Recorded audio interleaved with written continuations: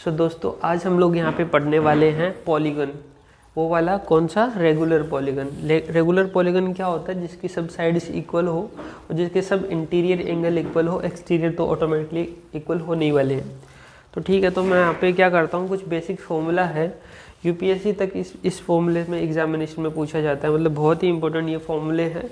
Regular polygon से ही generally question पूछा जाता है। तो चलिए सबसे पहले हम लोग स्टार्ट करते हैं। सबसे पहले हम देखेंगे कि मैंने दो यहाँ पे वेरिएबल लिए हैं। पहला वेरिएबल n है, दूसरा l है। n का मतलब यहाँ पे जब जो भी पॉलीगन की नंबर ऑफ साइड्स एजेस रहेंगी वो है, और l का मतलब लेंथ ऑफ द साइड या फिर लेंथ ऑफ द एज। ठीक है, उसके किनारों या फिर उसके भुजा की जो लंबाई है वो l रहेगी। तो चलिए सबसे पहले हम लोग पहला फॉर्मूला देखते हैं। ये सारे 6 फॉर्मूले हैं, 6 में लास्ट वाले में 2 फॉर्मूले मैंने एक साथ लिख दिए हैं। तो चलिए हम लोग स्टार्ट करते हैं। जो पहला फॉर्मूला है वो है sum of all the exterior angles. तो जो भी क्या बोलते हैं हम लोग, जो भी हमारा पॉलीगन है, जैसे कि मान लो ये पेंटागन मैंने लिया, ठीक है, पेंटागन लिया, तो इसके एक्सटीरियर एंगल्स, इस लाइन को एक्सटेंड करने के बाद ये जो एंगल है इसको बोलते हैं एक्सटीरियर एंगल। तो एक्सटीरियर एंगल का जो सम होने वाला है वो 360 डिग्री होता है। ठीक है, दूसरा है जो एक्सटीरियर एंगल है वो कितना होगा, तो नंबर ऑफ साइड्स n है तो 360/n हमारा एंगल ऑफ एक्सटीरियर आ जाएगा। ठीक है, तीसरा हम लोग देखना है हम लोगों की जो इंटीरियर एंगल है, ये वाला एंगल इंटीरियर एंगल है आई, इंटीरियर एंगल ये कितना होता है। तो इसे निकालने के लिए हम लोग क्या करते हैं, n/2 मल्टीप्लाई में 180 डिग्री, यहाँ से हमारा क्या आ जाएगा, इंटीरियर एंगल आ जाएगा। और sum of all the interior angles, sum कितने होगा, अगर एक एंगल है तो उसको मल्टीप्लाई बाई साइड्स कर देंगे, तो इसको मल्टीप्लाई बाई n करेंगे, n से n कैंसिल हो जाएगा और सम ऑफ इंटीरियर एंगल्स आ जाएगा n-2 मल्टीप्लाई बाई 180 डिग्री। ठीक है,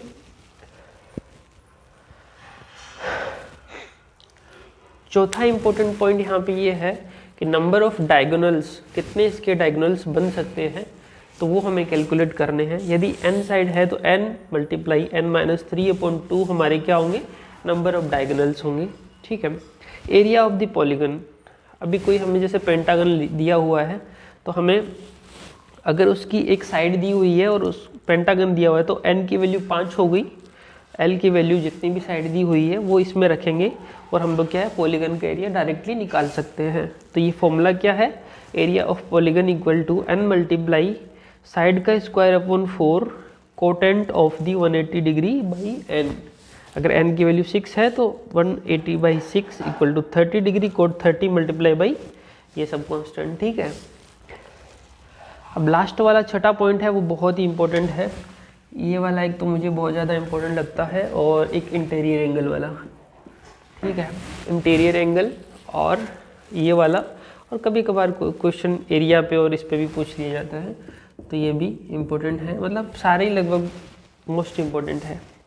रेडियस ऑफ इंस्क्राइब्ड सर्कल, मतलब इंस्क्राइब्ड का मतलब है जैसे ये पॉलीगन है हमारा, इस पॉलीगन के अंदर एक हमने सर्कल बनाया। ठीक है, इसके अंदर सर्कल बनाया तो इसकी जो रेडियस रहेगी r, उसकी रेडियस कितनी होगी, l/2 cot 180 degree by n, radius of circumscribed.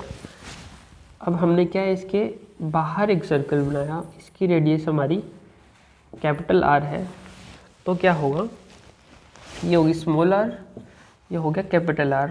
तो उसकी रेडियस का फॉर्मूला है side cosec of 180 degree by n। इससे हम लोग रेडियस निकाल लेंगे। दोनों की रेडियस आने के बाद क्या करेंगे, πr² लगा के हम लोग इन सर्कल्स का एरिया निकाल सकते हैं, πr², और इसका भी πr²। तो ये थे 6 इंपॉर्टेंट फॉर्मूलाज जो आपको याद रखने हैं। चलिए इसके ऊपर हम लोग 7-8 क्वेश्चन कर लेते हैं। तो मैंने यहाँ पे 4 एग्जाम्पल पहले लिए हैं। तो पहला क्वेश्चन, दूसरा क्वेश्चन, तीसरा क्वेश्चन और चौथा क्वेश्चन, ये जो क्वेश्चन है सारे उन्हीं फॉर्मूला पे बेस्ड है और बहुत ही इंपॉर्टेंट है, और बहुत छोटी सी ट्रिक है, या फिर अगर आप इन फॉर्मूला को याद रखते हो तो आपका एग्ज़ाम है वो इजीली, मतलब कम टाइम में आपके क्वेश्चन सोल्व हो जाते हैं।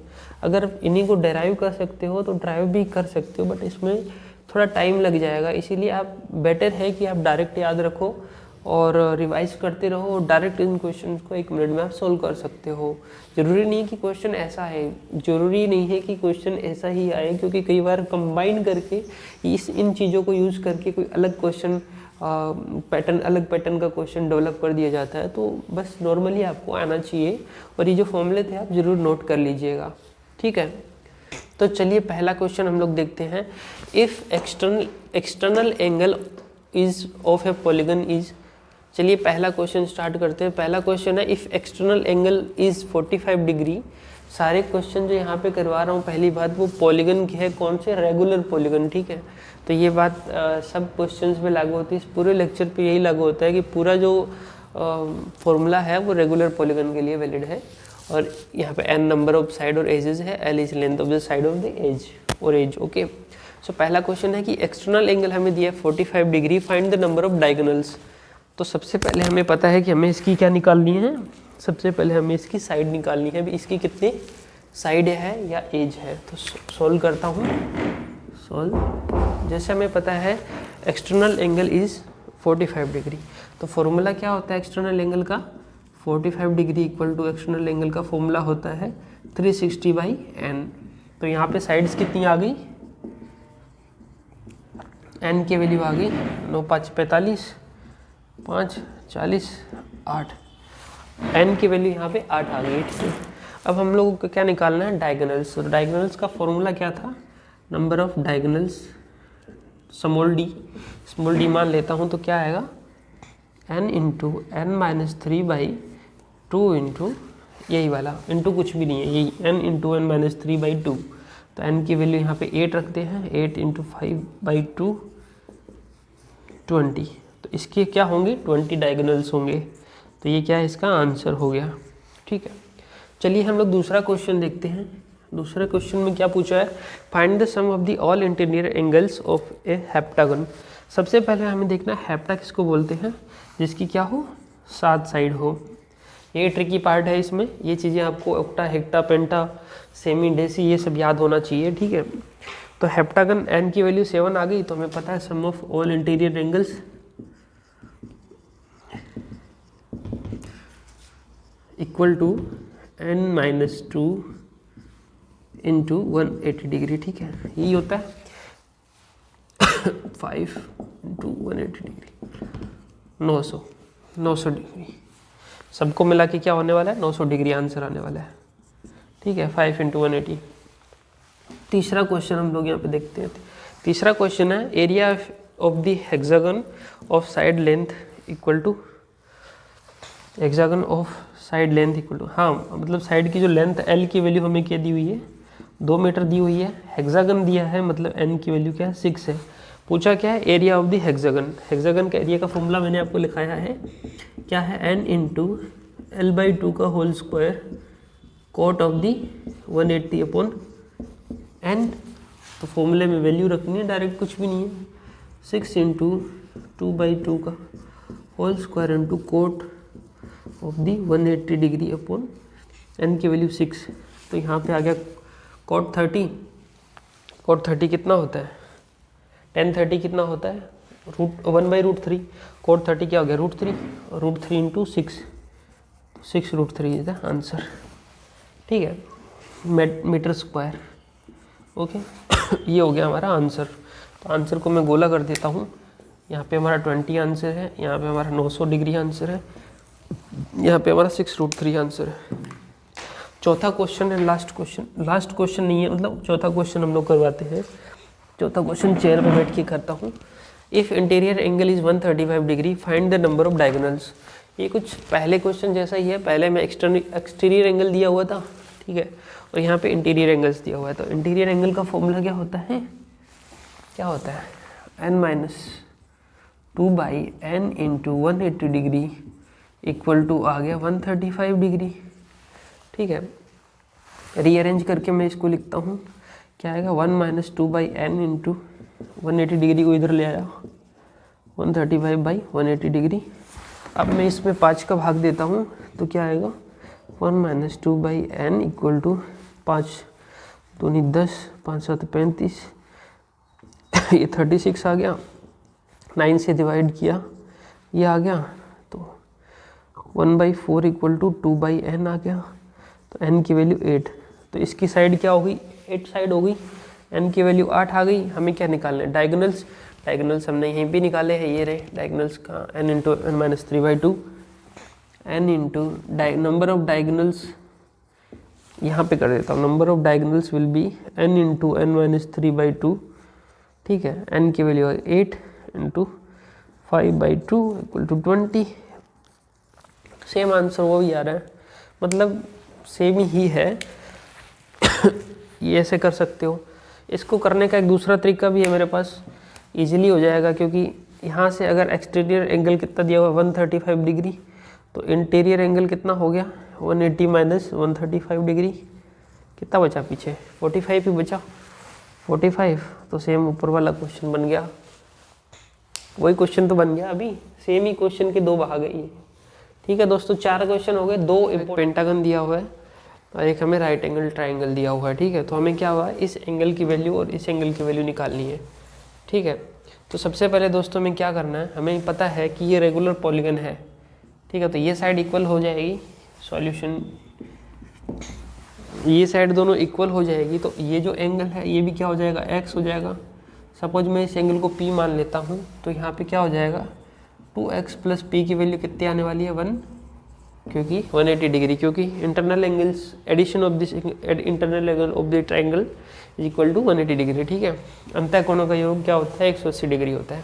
अब यहाँ भी हमें क्या देखना है, यहाँ भी 180 होगा, ये राइट एंगल ट्राइंगल है तो इसके एंगल की वैल्यू 90 डिग्री हो गई, और एक ही हमारा एंगल है, एक ही एंगल है। ठीक है, तो ये क्या हो गया, हमें पता है ये पेंटागन है, पेंटागन हो गया तो इसकी एन की वैल्यू 5। ठीक है, एन की वैल्यू 5, तो ये हमारा क्या एक्सटीरियर एंगल ई मान लो इसको, ये हमारा क्या हो गया एक्सटीरियर एंगल हो गया। तो एक्सटीरियर एंगल क्या होता है 360/n, 360 बाई पेंटागन है 5, ये आ गया 72 डिग्री, तो ये हमारा 72 है, ये 9, ये कितना हो गया 90 है। तीनों का एडिशन कितना होना चाहिए y plus e plus 90 equal to 180 degree होना चाहिए। तो हमें ये पता है, ये पता है, ये पता है, y कितना हो जाएगा 180 डिग्री माइनस 90 माइनस में 72 इक्वल टू 18 डिग्री आ जाएगा। 18 और 90 तो होते हैं, तो y की वैल्यू कितनी आ गई 18 डिग्री, y की वैल्यू आ गई हमारे 18 डिग्री। ठीक है, अब हमें ये निकालना है, ये कैसे निकालेंगे, ये हमारा क्या है इंटीरियर एंगल, p हमारा क्या है इंटीरियर एंगल।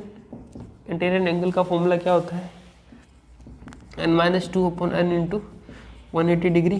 ठीक है, टोटल पूरा खेल किसका है n का, यहाँ पे पेंटागन है तो 5 आ जाएगा, 5 माइनस 2 3/5 इंटू 180 डिग्री, तो 36 मल्टीप्लाई बाई 3, ये आ गया p internal, internal angle p की वैल्यू कितनी आएगी 36 मल्टीप्लाई करो 108 डिग्री एंगल आ गया।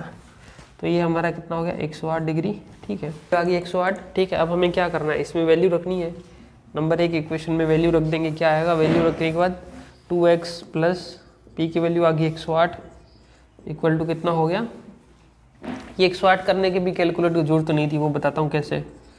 ठीक है, तो 2x इक्वल टू आ गया 72, x की वैल्यू आ गया 36, तो x की वैल्यू 36 है और y की वैल्यू कितनी है 18, तो आंसर क्या हो जाएगा x plus y equal to 36 plus 18 equal to 54 degree,